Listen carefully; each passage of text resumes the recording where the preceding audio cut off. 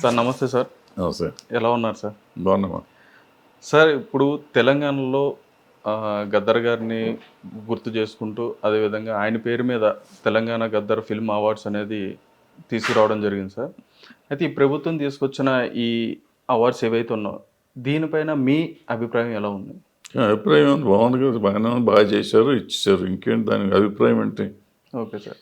అయిపోయిన పెళ్ళికి బాధ్యాలు అయిపోయినాక దాని గురించి డిస్కషన్ ఏంటి అయ్యా?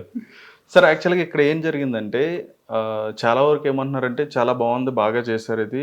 అంటే దాదాపు 14 సంవత్సరాల తర్వాత మళ్ళీ ఈ అవార్డ్స్ని అనేవి తీసుకొచ్చి సినీ నటులకు కానీ ప్రతి ఒక్కరికి కూడా ఒక మంచి గుర్తింపు అనేది ఇచ్చే విధంగా తీసుకురావడం జరిగిందని చెప్పని అనుకున్నారు. కానీ ఇందులో చాలా వరకు అవకతవకలు జరిగినాయి. అదేవిధంగా అంటే సరిగ్గా వ్యవహరించలేదు కొన్ని వివరాల్లో అని చెప్పన్నట్టు కూడా అంటున్నారు. దానిపైన ఇప్పుడు ఎవరన్నా ఏదన్నా మాట్లాడితే స్పెసిఫిక్గా ఇది జరిగిందని చెప్పాలి వాళ్ళు. ఊరికే ఊరికే దూరంలో చీకట్లో రాయి వేసినట్టు రాయి వేస్తాం కరెక్ట్ కాదు కదా. ఏం తప్పు జరిగిందో వాళ్ళు చెప్పమానండి. వాళ్ళ ఉద్దేశం ఏంటో తెలిస్తే దానికి సమాధానం చెప్పగలం. కానీ వాళ్ళు ఏదో అనుకుంటూ ఉంటారని చెప్పి నేనేదో లేని కొత్తవి చెప్పి లేనిపోయింది ఇది ఒక తలకాయ నొప్పి ఎందుకు మనకి?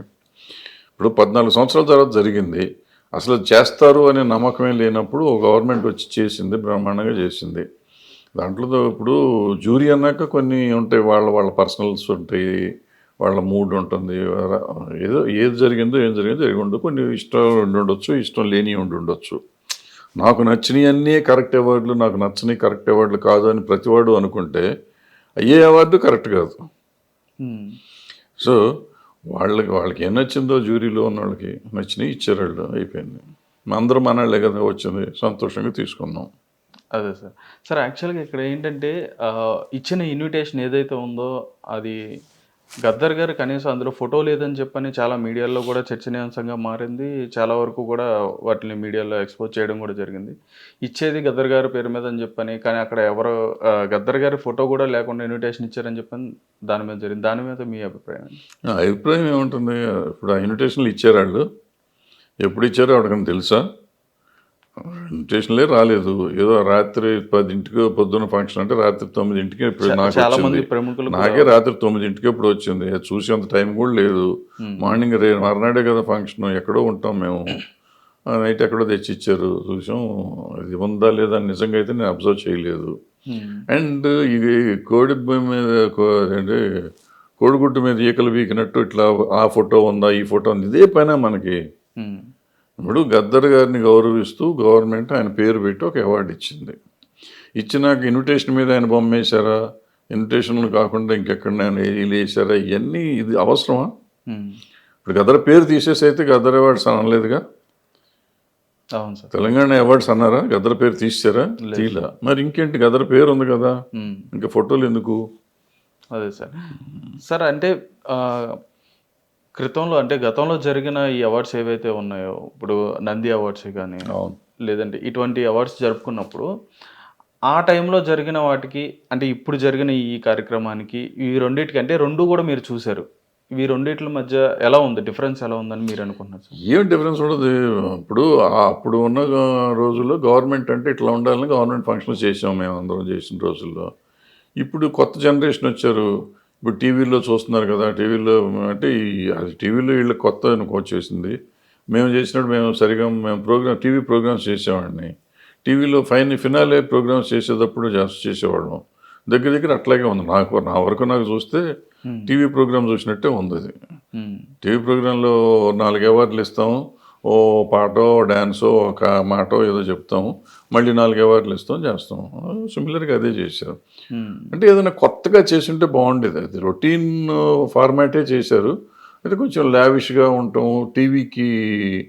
టీవీలో స్క్రీన్ మీద చూస్తే బాగుండేది. అంటే మేము టీవీ షోస్ చేస్తాం కదా, టీవీ షోస్లో ఎట్లా చేస్తాం అట్టగా చేసినట్టున్నారు. సో ఆ రకంగా లావిష్గా ఉంది టీవీలో చూసే వాళ్ళకి. మామూలు జనానికి కూడా బాగానే ఉంది అనుకున్నా. అక్కడికి వచ్చిన వాళ్ళందరికీ I think they enjoyed it. అదే సార్. సార్ యాక్చువల్గా ఈ ఇన్విటేషన్లో మీరు అన్నట్టుగా మీకు కూడా ముందు రోజు రావడం అని చెప్పని అన్నారు. అంటే ఈ ఇన్విటేషన్లు చెప్పే ప్రక్రియలో చాలా వరకు కూడా ప్రముఖులకి అందలేదు అని చెప్పాను కొంతమందికి. అదేవిధంగా చాలామందికి ఇన్విటేషన్ అందినా గానీ రాని వాళ్ళు కూడా చాలామంది ఉన్నారు. అంటే ఇది సినిమాకి సంబంధించి అంటే ఒక మన నంది అవార్డుని తీసుకుంటే గనక తెలుగు ఇండస్ట్రీకి అదొక ఆస్కార్ అవార్డ్ లాగా ఫీల్ అయ్యే సందర్భం అది. అటువంటి అవార్డులు మళ్ళీ తీసుకొచ్చి చేస్తున్నప్పుడు ఎందుకని సినిమా ప్రముఖులు రాలేకపోయారు? ఆస్కార్ అవార్డు అనేది పెద్ద అవార్డు ఏం కాదు. Oscar award private society award అది. అంత గౌరవంతో అది గౌరవం దానికి వచ్చిందంటే దాంట్లో ఉన్న సిన్సియర్గా చేసిన ఎఫర్ట్ ఉంది కాబట్టి ఆస్కార్కి ఇవ్వడం దాని పేరు ఉంది.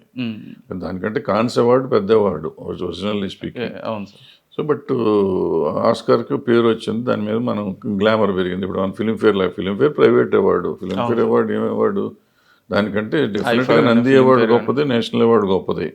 మనం అన్ఫార్చునేట్గా నేషనల్ అవార్డుకి నేను స్టేట్ అవార్డుకి అంత రెస్పెక్ట్ ఇవ్వం.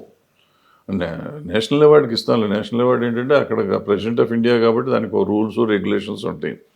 మనకు కూడా అట్లాగే చెయ్యాలని మేము చాలాసార్లు ప్రపోజ్ చేసాం. ఎందుకంటే ఈ జనం రావటం, ప్రతి వాళ్ళు మేము వస్తాం అంటాం, వెళ్ళటం రావటం ఉండిపోవటం ఖర్చులు దండగా ఇవన్నీ. బట్ చాలామంది సినిమా మా ఇండస్ట్రీలోనే ఒప్పుకోలే, అట్లా కాదు ఇట్లా చేద్దాం. ఈవెన్ గవర్నమెంట్ కూడా ఒప్పుకోలేదు. ఇప్పుడు గవర్నమెంట్ వచ్చేటప్పటికి నేను అనుకోవటం ఎఫ్డీసీకి ఫుల్ ఫ్రీ హ్యాండ్ ఇచ్చిందో మరి ఎందుకో తెలియదు, లేకపోతే వాళ్ళే అనుకున్నారు రెగ్యులర్గా కాకుండా ఏదో రకంగా చేద్దాం అనుకున్నారు. బట్ సంహౌ చేశారు. అదే సార్. అంటే ఎందుకని ఎక్కువ మందిని పిలవలేకపోవటం అనేది పిలిస్తే రావాలా? మీరెవరు, మేము ఎవరు రావద్దు అని చెప్తానికి. నాకు ఇష్టమైతే వస్తా, ఇష్టం లేకపోతే రాను. ఒకటి ఫస్ట్ పాయింట్. ఇంకోటి ఏంటంటే ఇప్పుడు రావాలనుకో, ఇప్పుడు నేను నిజంగా నేనే ఉన్నాను, నేను గొప్పవాడిని కాదు, నేను మామూలుగా అయితే వెళ్ళేవాడు కదా, నాకు ఎవరో లిఫ్ట్ ఇచ్చారు కాబట్టి వెళ్ళాను. అంటే అక్కడ పార్కింగ్ ఉండదు, సెల్ఫ్ డ్రైవింగ్ కూడా వెళ్ళలేరు. హీరోలు వాళ్ళు వస్తేనేమో వాళ్ళకి అక్కడ మీద పడిపోతూ ఉంటారు జనం, దాన్ని కంట్రోల్ చేయరు సరిగ్గా. ఇప్పటికీ మనకి ఆ వ్యవస్థ ఇప్పటికీ లేదు. సో ఈ పరిస్థితుల్లో ఆ ప్రోగ్రాము ఎవరు ఇవ్వటం అనేది పెద్ద గొప్ప కాదు. ఇది ఎట్లా ఉండాలంటే ఒక ఫ్యామిలీ ఫంక్షన్ చేసినట్టు ఉండాలి సినిమా ఇండస్ట్రీకి. అది ఇప్పుడు గతంలో చేసినప్పుడు నాకు గుర్తున్నంత వరకు ఏం చేసేవాళ్ళు అంటే మొత్తం అందరినీ జూబ్లీ హాల్లో తీసుకొచ్చేవారు. టీ ఉండేది సాయంత్రం, అందరిని తీసుకొచ్చినాక అక్కడి నుంచి అందరినీ బస్సు ఎక్కించేవారు. అందరినీ, హీరోల్ని హీరోయిన్ని మొత్తం అందరినీ బస్సు ఎక్కించేవారు. బస్సు ఎక్కించి లాల్ బహదూర్ స్టేడియం అయితే లాల్ బహదూర్ స్టేడియం, ఎక్కడైతే అక్కడికి ఫంక్షన్ హాల్కి తీసుకెళ్ళేవారు. తీసుకెళ్ళి అందరూ దాంట్లో దిగి లోపలికి వెళ్ళేవారు. వెళ్ళి వాళ్ళు అవార్డ్స్ తీసుకున్నాక మళ్ళీ వాళ్ళందరినీ తీసుకొచ్చి మినిస్టర్ గారు వచ్చి, చీఫ్ మినిస్టర్ గారు, ఇంకో హోమ్ మినిస్టర్ గారు, లేకపోతే కన్సర్న్ మినిస్టర్ గారు డిన్నర్ ఇచ్చేవారు. డిన్నర్ ఇచ్చినాక వాళ్ళ కార్లు అక్కడే ఉంటాయి కాబట్టి అటు నుంచి వాళ్ళ కారులో వాళ్ళు వెళ్ళిపోయేవారు. సో అయ్యేదాకా ఉండేవారు. ఆ తర్వాత కొంచెం సుఖం మరిగినాక ఈ సిస్టమ్ పోయింది. ఎవరికి వాళ్ళు రావటం, ఇండివిజువల్గా రావటం మొదలెట్టారు. వచ్చినాక ఎవరి వాళ్ళు తీసుకుని వెళ్ళిపోవటం మొదలెట్టారు. సో ఇది ఒరిజినల్గా ఏంటంటే మనకి నిజంగా పెర్ఫామ్ చేసిన వాళ్ళకి ఇవ్వటం అనేది ఉండేది ఒరిజినల్గా.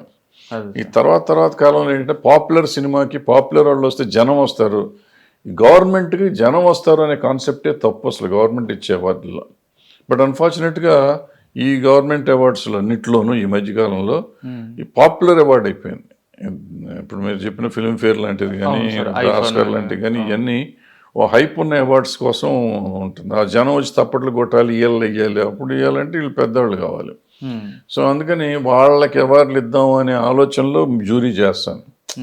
ఇంతకుముందు జ్యూరీ ఎలా ఉండేదంటే మనకి బాగా నచ్చిన సినిమా వాళ్ళని అసలు టోటల్గా ఎడ్యుకేషనిస్టులు, డాక్టర్లు, సొసైటీలో వేరియస్ ఫీల్డ్స్లో ఉన్న వాళ్ళు ఉండేవారు జ్యూరీలో. ఇప్పుడు మనకి పొలిటికల్గా కొంతమంది, సినిమాల్లో కొంతమంది, వీళ్ళంతా కలిసి వస్తారు. సో ఈ పొలిటికల్ వాళ్ళకి కానీ ఈ సినిమా వాళ్ళకి కానీ మాకుండే కాంటాక్ట్లో ఉన్న వాళ్ళ వరకే మేము చూసుకుంటాము. తెలియకుండా ఇన్ఫ్లుయెన్స్ అయిపోతాం. మనం ప్రాబ్లీ అందరిని వాళ్ళు ఇన్ఫ్లుయెన్స్ చేసి అవార్డు తీసుకున్నారు నేను అన్నా కానీ, బట్ మనకు తెలియకుండా మనం ఇన్ఫ్లుయెన్స్ అయిపోతాం. అదే సార్. ఫర్ ఎగ్జాంపుల్ నేను జ్యూరీలో ఉన్నాను అనుకుందాం, నాకు పలానా హీరో నాకు ఇష్టం అనుకోండి, ఆ హీరో సినిమా అంటే నాకు మిగిలిన వాళ్ళకంటే ఇదే బెటర్ అనే ఫీలింగ్లో నేను చెప్తా ఉంటాను. అవును సార్. తెలియకుండా ఇన్ఫ్లుయెన్స్ అయిపోతాం. అది వాంటెడ్గా చేసేది కాదు, లంచం తీసుకుని చేసేది కాదు, ఫేవరెటిజం కాదు, బట్ అది తెలియని ఇన్ఫ్లుయెన్స్ లేకపోతే ఏదో ఉంటాం. సో ఇటువంటివి జరుగుతూ ఉంటాయి. అదే సార్. అదే టోటల్గా వేరియస్ వాక్స్ ఆఫ్ లైఫ్ నుంచి జనాన్ని తీసుకొస్తే వాళ్ళకి ఎవరు సంబంధం ఉండదు. వీళ్ళు ఎవరి ముఖాలు తెలియదు, సినిమాలు చూసి ఉంటారు తప్ప వాళ్ళ ముఖాలు తెలియదు. వాళ్ళు ఎవరికైనా ఉంటే వాళ్ళకి మంచి వాళ్ళకి ఇస్తారు, వాళ్ళకి నచ్చిన వాళ్ళకి. అదే సార్. ఒక గద్దర్ అవార్డ్స్ అని ఎప్పుడైతే అనౌన్స్ చేశారో, అనౌన్స్ చేసిన కాడి నుంచి కూడా దాని మీద అనేక రకాల విమర్శలు రావడం కానీ, ప్రశంసలు రావడం కానీ జరుగుతున్నాయి. అయితే ఇందులో భాగంగా చాలామంది అంటే ఎటువంటి విమర్శలు అయితే వినిపించినాయి అంటే, తెలంగాణ గద్దర్ ఫిల్మ్ అవార్డ్స్ అని పెట్టినప్పుడు అసలు ఎందుకు తెలంగాణ అని చెప్పని పెట్టారు? అంటే సినిమా రంగాన్ని 2 తెలుగు రాష్ట్రాలను విడదీసే విధంగా పెట్టారా? అంటే అక్కడ ఉన్న వాళ్ళు చూడలేదా ఇక్కడ ఉన్న హీరోల సినిమాలు అని చెప్పని ఈ విధంగా చర్చనీయాంశంగా మారేది, దానిపైన మీ ఉద్దేశం? నా ఉద్దేశం ఏంది, ఎవడయ్యాడు అన్నాడు బుద్ధి లేనాడు. ఇది తెలంగాణ స్టేట్ తెలుసా? అడిగిన వాళ్ళకి ఇది తెలంగాణ స్టేట్ అని తెలుసా? తెలంగాణ స్టేట్ అవార్డ్స్ అనే ఉంటాయి.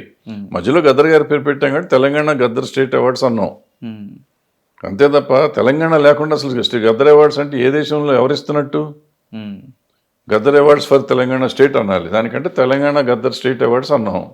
తప్పు ఏంటంటే దాంట్లో తెలంగాణ అంటే విడగొట్టారు ఆల్రెడీ. 2 రాష్ట్రాలు. ఈ Telangana is a separate state, Andhra is a separate state. ఈ స్టేట్ లో వీళ్ళు ఇస్తామంటున్నారు. అంటే సినిమా రంగానికి అలా లేదు. సినిమా రంగానికి తీసేద్దామా? ఆంధ్ర తెలంగాణ కలిపేస్తారు మీరు? ఎట్ట కలపగలరు? అంటే గతంలో మీరు చేసిన అప్పుడు కలిసి ఉండేదమ్మా. అప్పుడు సంయుక్త రాష్ట్రం అది. ఇప్పుడు విడిపోయిన రాష్ట్రం. ఈ రాష్ట్రం ఆ రాష్ట్రమే. దానికి దీనికి సంబంధం ఉంది. అయితే ఏంటంటే ఈ స్టేట్ వచ్చింది కాబట్టి ఇప్పుడు ఈ స్టేట్లో జరిగే సినిమాలకి ఈ స్టేట్లో వీళ్ళు ఒక భాష, యాస, గోస అని చెప్పి మొదలెట్టి ఈ స్టేట్ సెపరేట్ అయింది. సో వాళ్ళ సంస్కృతిని కానీ దీన్ని కానీ ప్రతిబింబించే చిత్రాలని చేయాలని, లేకపోతే ఇక్కడి నుంచి వచ్చిన వాళ్ళని కొంచెం ప్రమోట్ చేయాలని అనుకోవటంలో తప్పులేదు. అనుకుని జరిగింది. బోర్డు ఉంటుంది. సినిమాలు చూసి నచ్చిన సినిమాలు అందరం కూర్చుని మీటింగ్ పెట్టి ఓటింగ్ చేసి ఎవరు ఎక్కువైతే వాళ్ళకి ఇచ్చేవాళ్ళం. కొన్ని తప్పు అనిపించినవి పోరాడేవాళ్ళు కొంతమంది. చైర్మన్ పోరాడినవి ఉన్నాయి, మెంబర్స్ పోరాడినవి ఉన్నాయి, మార్చినవి ఉన్నాయి. మారుతుంది అంత. హిట్ టీవీ యాప్, ఇందులో short news, live news, entertainment shows, movies, digital magazines తో పాటు మీ జిల్లా వార్తలను కూడా ఫ్రీగా చూడొచ్చు.